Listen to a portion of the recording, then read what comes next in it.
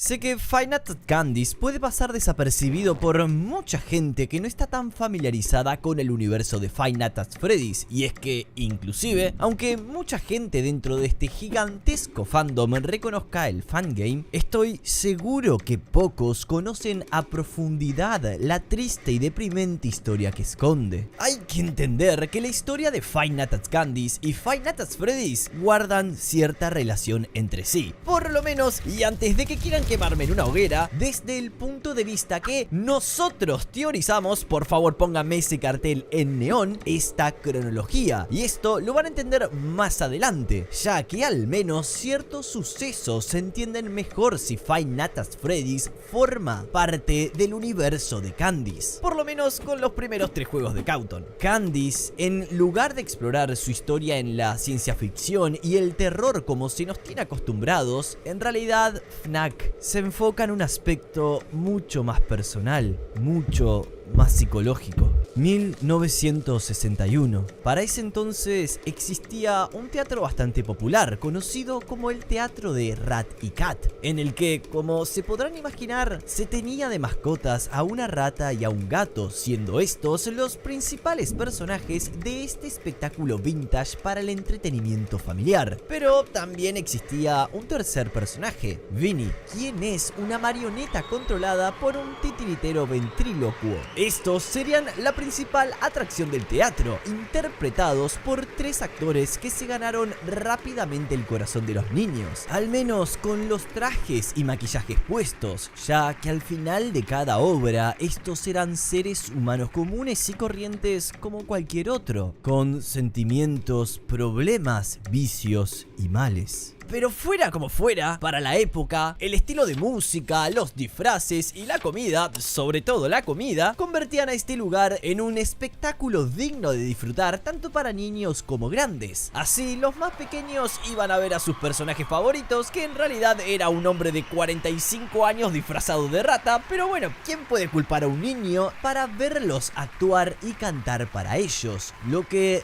rápidamente produjo un destello de popularidad. Este hermoso establecimiento de ensueño fue abierto por un padre viudo quien tenía 2 pequeños. Uno de ellos es la protagonista de nuestra historia, Mary Smith, quien de muy pequeña perdió a su madre y de la cual tiene muy pocos recuerdos. De ella solo le quedó un origami de un gato azul que le hizo, junto a una cinta grabadora que poseía una canción reproduciéndose cíclicamente cada vez que la pequeña no podía dormir. A pesar de esta tragedia, su padre continuó siendo bastante cariñoso y atento con sus 2 hijos, sobre todo con Mary, la cual había quedado afectada por la pérdida de su madre. Constantemente, este intentaba animarla, haciendo que se integrara a los espectáculos y shows, siempre mostrando una actitud positiva frente a su hija. Y mientras esto pasaba, los trabajadores del local hacían su trabajo entreteniendo a los niños, pero uno de ellos, el titiritero, con muchísima más experiencia teatral y destacando por encima de sus 2 compañeros en profesionalismo, no recibiría exactamente la misma atención y aprecio de parte de los niños. Y si me preguntan a mí, es lógico. A ver, miren la marioneta que usaba. ¿En serio vos me estás diciendo que esto le puede agradar a un niño? Estaba claro que algo iba a salir mal con esta persona. El titiritero simplemente era bastante ignorado por más que se esforzara en destacar en su trabajo, lo que poco a poco empezó a desarrollar en él un sentimiento de envidia y rencor, ya que no podía comprender cómo alguien con más experiencia, un diploma y disciplina quedaba a la sombra de 2 novatos. Y aún peor, que supiera que el actor de The Rat en varias ocasiones incluso había ido a trabajar totalmente borracho sin que su jefe supiera, algo que por supuesto era inaceptable para un show de teatro con niños presentes y que molestaba aún más al dedicado titiritero. Los días pasaban comúnmente y llegaríamos al viernes 13 de octubre de 1961. Esta era una fecha importante, ya que en ese ese día, los actores revelarían al público el nombre verdadero de sus personajes, un espectáculo que el padre de Mary había estado planificando durante más de una semana y que había mantenido en secreto, incluso de su propia hija. Todo iba bien, los niños jugaban por todo el teatro, la música era fuerte, los padres hacían cosas de padres, no tengo ni idea qué hacen, y todo parecía ir conforme al plan. Sin embargo, el actor de The Rat una vez más se había presentado a trabajar ebrio, y lo peor es que en esa condición había estado jugando e interactuando con los niños, algo que para el titiritero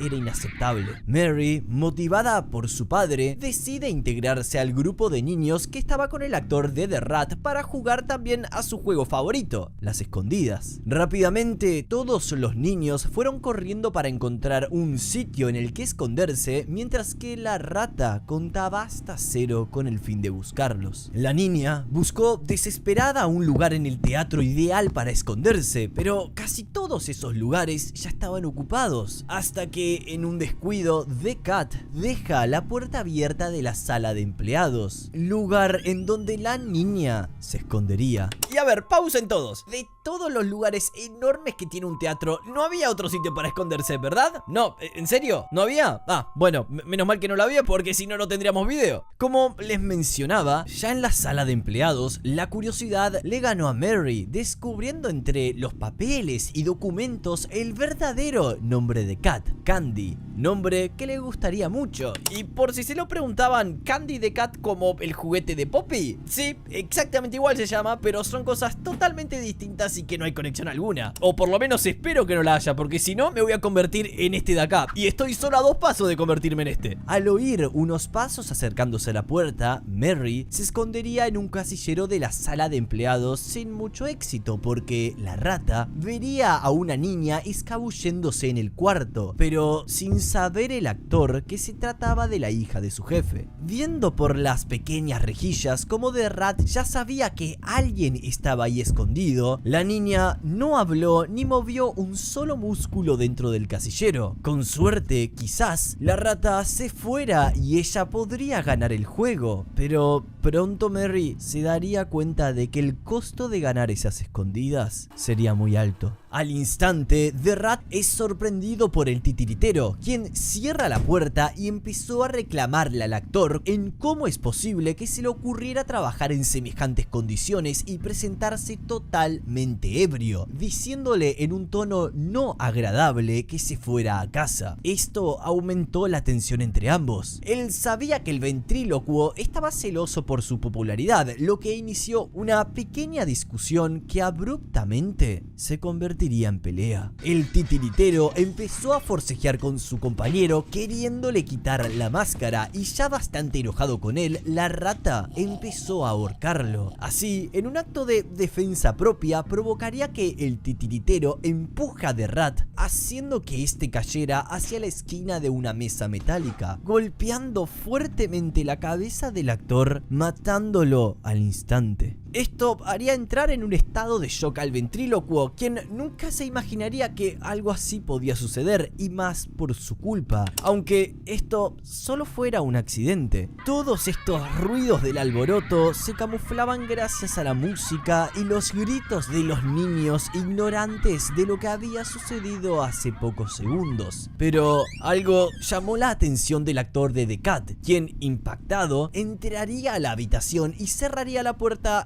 rápidamente, preguntándole al titiritero qué es lo que había sucedido. Este, asustado, atónito y muy perseguido, le explicaría que había ocurrido un accidente tras una pelea. Sin saber qué hacer, el actor del gato trató de calmarlo y convencerlo de llamar a la ambulancia y a la policía para explicar qué había sucedido. Claramente, eso sería lo más lógico. La pelea podía haber simplemente sido un acto en defensa propia, y al menos el ventrílocuo podía explicar bien la situación a las autoridades, o por lo menos eso era lo que pasaba en la mente de The Cat. Todo esto, en lugar de tranquilizarlo, solo lo hizo entrar aún más en pánico. Ahora, totalmente inconsciente de sus acciones y aterrado, vería como en ese mismo instante, en el instante que el actor de The Cat marcó el número de la policía para decirle la verdad, el titiritero, en un momento de total oscuridad, ataca y mata a su compañero para de esta forma evitar que le dijera a la policía que era el culpable de un supuesto homicidio, y no conforme con esto llamó a la policía declarando una falsa explicación de los hechos. Tomaría su diploma, sus documentos y dejaría la escena del crimen. Así, en menos de unos pocos segundos, el actor se había convertido en prófugo, ignorando completamente que absolutamente todo lo que había pasado, Mary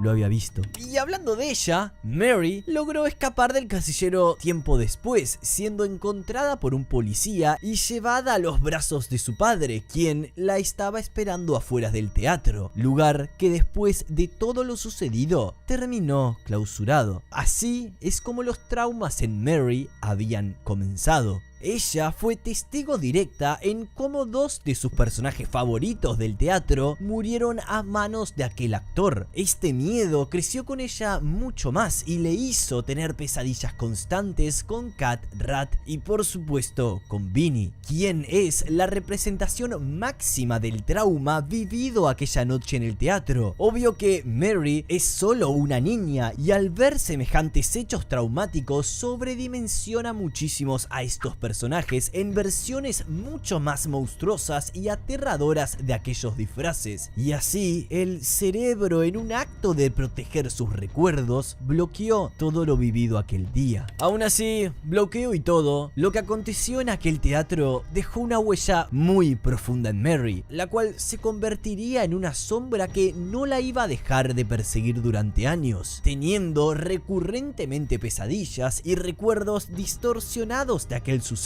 recordando ese momento de una forma monstruosa, siendo esta la razón del por qué veía a los animatrónicos Monster de Cat, Rat y Vinny en sus sueños, y haciéndola ver a la pequeña niña como si todo hubiera sido culpa de ella. Esto en su mente la atormentaba. Quizás si no se hubiera metido dentro de la sala de empleados a esconderse, tal vez nada de eso hubiera ocurrido en primer lugar.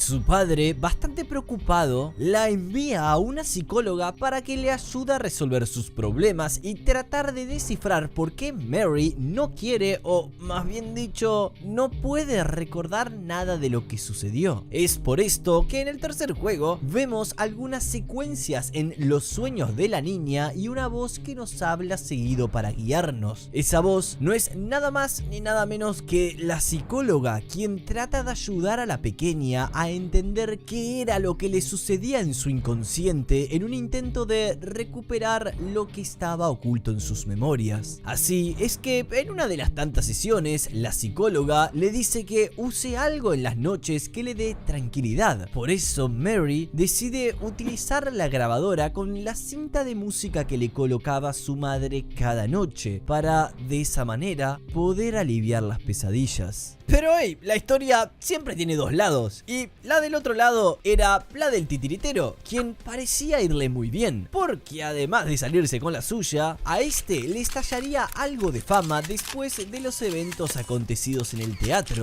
lanzando inclusive una película en la cual se conocería como El Psicópata, algo que quizás guarda relación con la personalidad fría y las acciones que este tomó para con su carrera. Pasan los meses y nos encontramos en 1962. Ha pasado un año desde lo ocurrido en el teatro de Rat y Cat. El padre de Mary logra ver una oportunidad para recuperar su negocio del teatro, el cual había estado cerrado ya desde hace mucho tiempo. Y además, el caso criminal se decidió cerrar al no encontrarse al culpable de los homicidios luego de tantos días. Así, el dueño del teatro se aliaría haría con una empresa de tecnología que había sido comprada por un tal Robotics Corp, la cual a través de su fábrica diseñaría versiones animatrónicas de Rat y Cat usando literalmente los mismos disfraces que se habían utilizado en el teatro. Y espero que al menos se hayan dignado a sacar los dos cuerpos que estaban dentro. Digo, porque a esta altura no me sorprendería nada. Lo que el padre de Merry no sabía es que los trajes habían quedado corrompidos por las almas de los trabajadores, ya que si bien estos tenían una cierta parte de culpa al atacar sobre todo Rat al titiritero, era completamente injusto que sus vidas acabaran de esa manera y más que su asesino se saliera con la suya. Todo este cúmulo de cosas solo ocasionó que sus corrompidas almas poseyeran a los animatrónicos que estarían reemplazando los puestos que alguna vez ocuparon, en una especie de deseo enfermizo de venganza y odio por lo que les había ocurrido.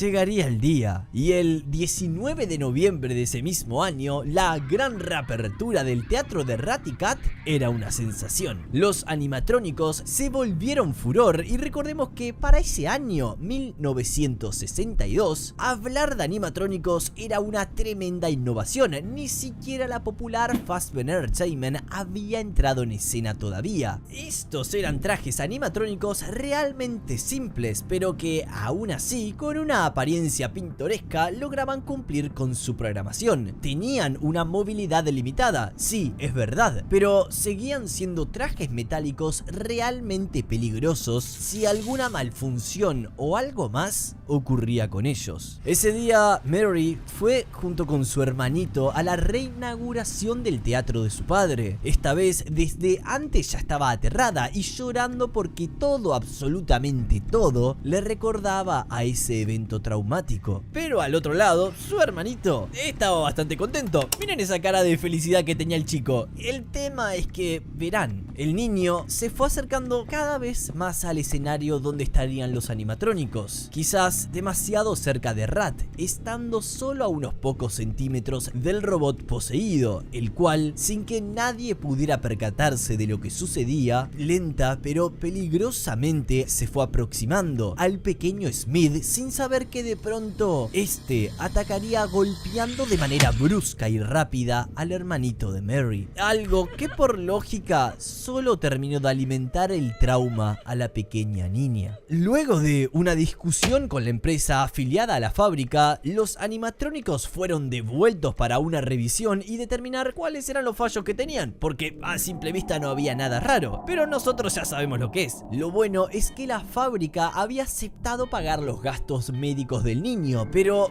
marcando un adiós del padre de Merry al teatro. Así es como Robotics se haría con los derechos de Rat, Cat y Vinny. Pasa un año del incidente con el hermanito de Merry y es 1963. No todo sería tan trágico en esta historia y es así que las constantes visitas de Merry a la psicóloga aparentemente estaban dando resultados, logrando reconocer y recordar de a poco los eventos que ya habían ocurrido hace 2 años y hacer que ella describiera exactamente lo que vieron aquellos ojos. Al darse cuenta de todo lo que Merry le contaba, la psicóloga llamó de inmediato a la policía y así fue como el caso se reabrió para luego, solo días después, se diera con el titiritero como culpable de los asesinatos. Finalmente, la niña pudo confrontar a la versión monstruosa de Vinny para liberarse de su trauma y pesadillas. Pero esperen, acá es donde quiero aclarar algo. Para que quede muy en claro, Vinny es la representación de los traumas de Merry. Por eso, en esta última noche nos enfrentamos solos cara a cara contra este, dando a entender que nuestra psicóloga había llegado a aquella marioneta que controlaba el titiritero. Luego de un tiempo, la psicóloga logró determinar que Merry no necesitaría más sesiones y que la última que tendrían sería el 14 de junio de 1963, marcando así la última vez en la que ella tendría que confrontar sus peores miedos. O al menos eso creía. Han pasado 3 años de esa oscura noche donde Mary presenció uno de los mayores traumas de su vida. Estamos en el 13 de noviembre de 1964, día de la fundación de CTC Entertainment, o mejor conocida como Candy the Cat Entertainment, una empresa que serviría para hacer del nombre de Candy de nuevo al foco comercial. La fábrica había estado trabajando en 2 animatrónicos nuevos, Candy el gato, una reversión de The Cat nueva, y Blank, una especie de animatrónico para colorear, y si me preguntan a mí, mi favorito, pero desechando totalmente a The Rat del elenco de personajes, ya que el público lo relacionaría con el incidente ocurrido en el 62, pero en vez de destruirlo, quemarlo o mandarlo al espacio en un cohete, no. Lo dejaron abandonado en el almacén de su propia fábrica. ¿En serio? Así es como una noche, a través de una grabación de seguridad, logran captar a The Rat moviéndose y recorriendo la fábrica como si fuera su casa durante la madrugada, lo que nos demuestra que la sed de sangre seguía vigente. Por suerte no había pasado nada, y en 1965 finalmente el gran proyecto de CTC Entertainment sale a la luz, Candy Burgers and Fries, transformando la idea original del teatro en un restaurante de comida rápida, hamburguesas y papas fritas, además de colocar en el escenario a sus 2 estrellas principales, Blank y Old Candy. Y todo parecía bien, demasiado bien, hasta que en una noche una sombra similar a Old Candy llamado Shadow Candy apareció en el restaurante, activando a su contraparte animatrónica, siendo probablemente manipulado por el espíritu del empleado de The Cat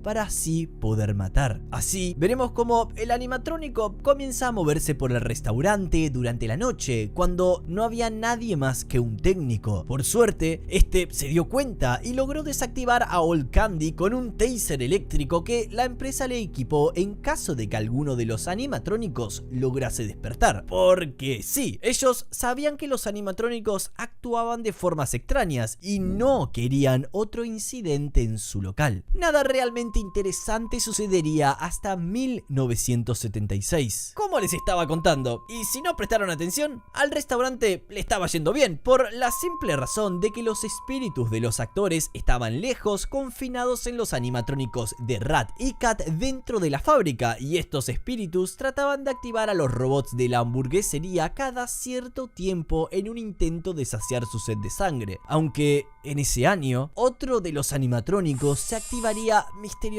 durante una noche, Blank, quien se movería por el local buscando alguna víctima sin éxito alguno. Por suerte, el tiempo seguía pasando y la década también. Así, llegamos a 1987. Por estas fechas, una nueva cadena de restaurantes bastante similar a Candy's Burgers and Fries había aparecido. Freddy Fazbear Pizza anuncia su gran reapertura y con animatrónicos totalmente renovados, los Toy Animatronics. Este local rápidamente se convirtió en la competencia de esta vieja hamburguesería que había estado abierta por décadas y décadas. Fazbear tenía un local mucho más grande, mejores y más nuevos animatrónicos y mucha mejor seguridad, lo que motivó a Robotics Corp a empezar a trabajar en nuevos animatrónicos que pudieran hacerle competencia a los Toy de Fazbear para así no perder clientela. Como dije, además de ciertos rumores de la rara actividad de los animatrónicos, nada realmente sucedería por ese tiempo. Nada hasta que un día Shadow Candy apareció nuevamente. Esta vez, en el medio de un día común, como cualquier otro en el restaurante, activaría a Old Candy, moviéndolo por todo el edificio en búsqueda de una víctima. Al final logró su cometido. Este era un hombre mayor que hizo llorar a un niño al que Old Candy ya había visto. Se lo había encontrado escondido en la oficina llorando, pero ver una sola vez más ese niño llorar fue motivo suficiente para que éste actuara de forma agresiva contra el adulto, alterando su programación amistosa. Así es como este restaurante familiar tiró por la borda años de cuidada seguridad y siendo la oportunidad perfecta para que Fazbear Entertainment reluciera, o al menos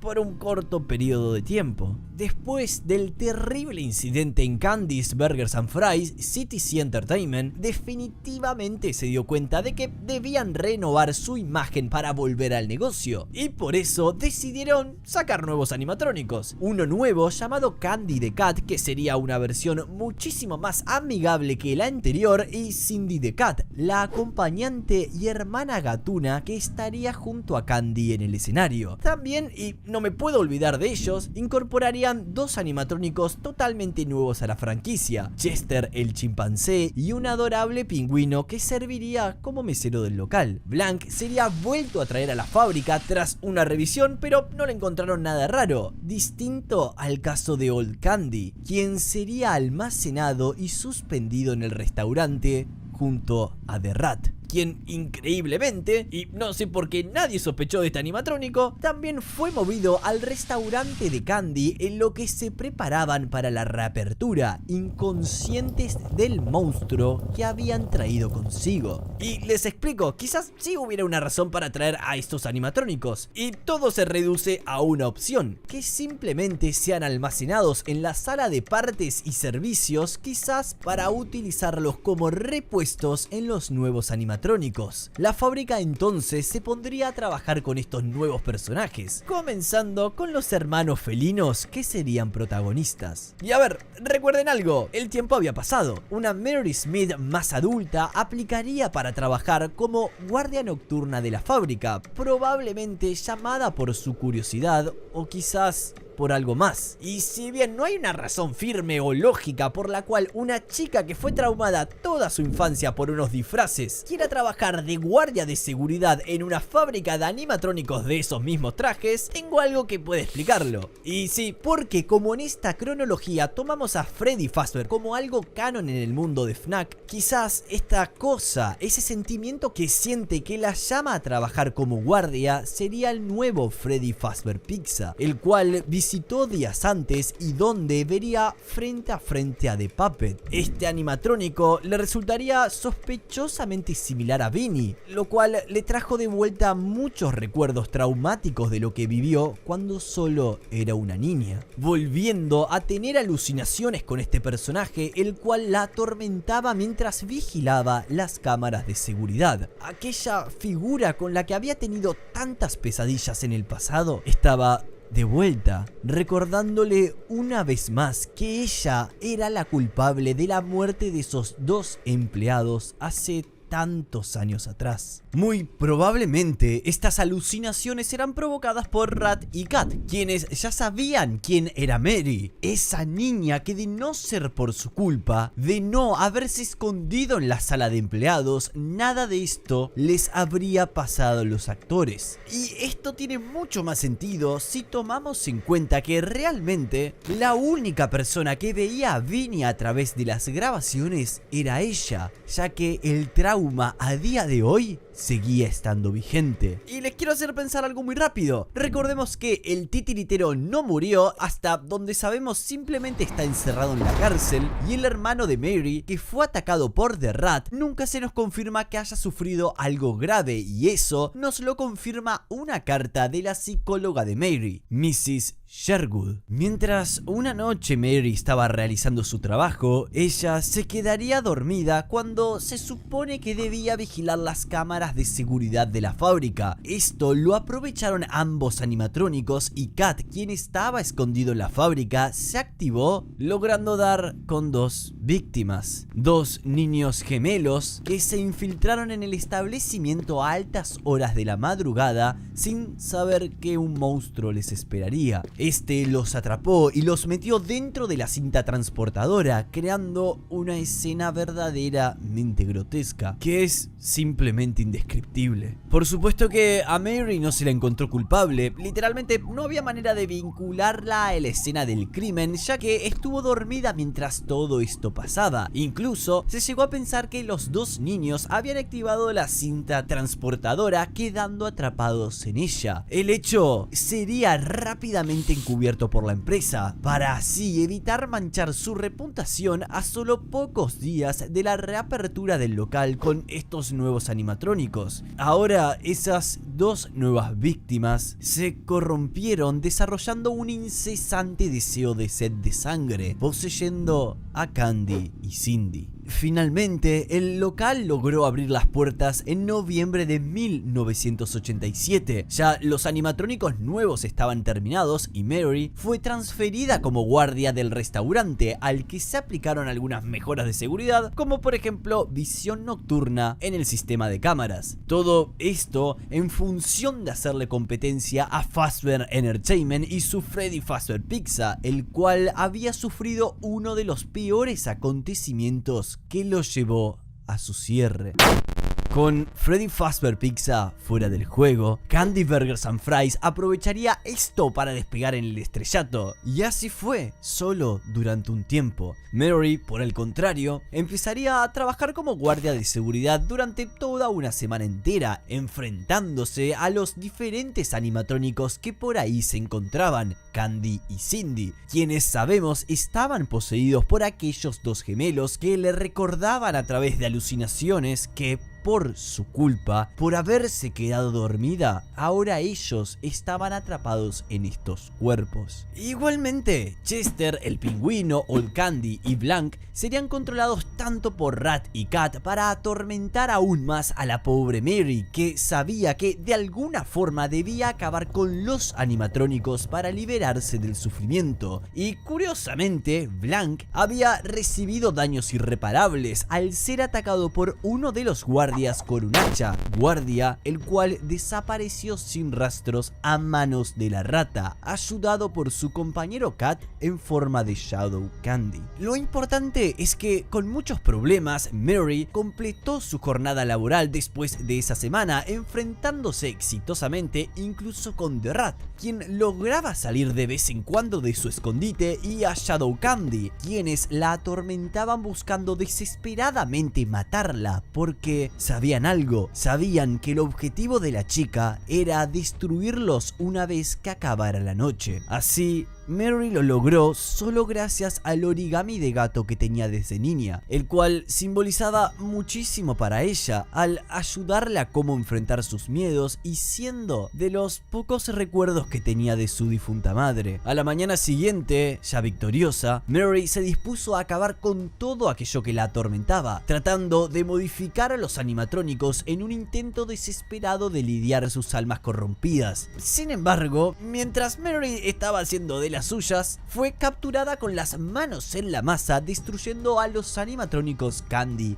y Cindy. Obviamente que esto no le gustó para nada a la empresa y fue despedida de su empleo inmediatamente. De ese suceso pasaron muchos años. Y así llegamos a 1993. Ahora, la empresa, después de todo lo ocurrido, decide crear unas nuevas versiones de los animatrónicos Candy y Cindy, usando sus modelos previos como base, pero modificándolos ligeramente. En realidad, esto ya lo habían hecho incluso en 1989, pero nada realmente significativo pasaría por esas fechas hasta el año en el que estamos ahora. Por cuestiones de gastos y para ahorrar, en lugar de modificar a todos los demás animatrónicos, solamente la empresa se limitaron a hacerlo con los dos gatos. Después de todo, eran los más populares del restaurante. De cualquier forma, esto serviría de poco, porque Chester, controlado por The Rat años atrás, lo liberaría de su almacén solo para destruir al chimpancé en el año 89 y provocando la muerte de otro guardia de seguridad en el 93. Por eso, cuando la policía llegó, verían el suceso como otra malfunción de los nuevos animatrónicos, haciendo que la empresa finalmente se viera forzada a cerrar las puertas de Candy's Burgers and Fries. Y no se olviden, seguimos en 1993 y debido a todo lo ocurrido, CTC Entertainment había quebrado después de los constantes cierres y eventos desafortunados con los cuales no supieron lidiar. Ahora Candy, Cindy, Rat, Cat, Old Candy, Blank, Chester y el pingüino, sí, se hicieron un montón de animatrónicos de la nada, serían prisioneros en esta fábrica por más de una década entera, sin ninguna víctima más a la que enfrentarse, solos en sus prisiones de metal. Corría el año 2007, específicamente agosto. Años pasaron después de tantos acontecimientos y Mary ya se había convertido en madre de Marilyn Smith, quien era una adolescente algo curiosa por ver qué había dentro de la fábrica. Por eso, y tras ser retada por sus amigos a pasar varias noches dentro, Marilyn decide entrar. Y espero que por lo menos el premio de la apuesta haya valido la pena. Mintiéndole a sus papás, ella pasa varias noches enfrentándose a los animatrónicos que la empezarían a acosar, teniendo como único medio de defensa una cámara de seguridad y su celular que mantendría cargando todas las noches, lo que poco a poco deterioraría el sistema de voltaje de la vieja fábrica. Y sé que parece un detalle menor, pero acuérdense de esto. Y si se lo ponen a pensar, Marilyn se estaba enfrentando a todo esto sin saber que años atrás su madre literalmente hizo lo mismo. Ahora, ya en los zapatos de su madre y con mucho valor, pasó esas 5 noches contra los animatrónicos, los cuales, alimentados por la sed de venganza y confundidos con la apariencia de Marilyn, la cual les recordaba mucho a la de Mary, la atacarían constantemente cada noche. La sed de sangre y el odio que le tenían a Mary era evidente. Y esto hasta se manifiesta en el juego, porque si los animatrónicos Kat o Rat no se encuentran, estos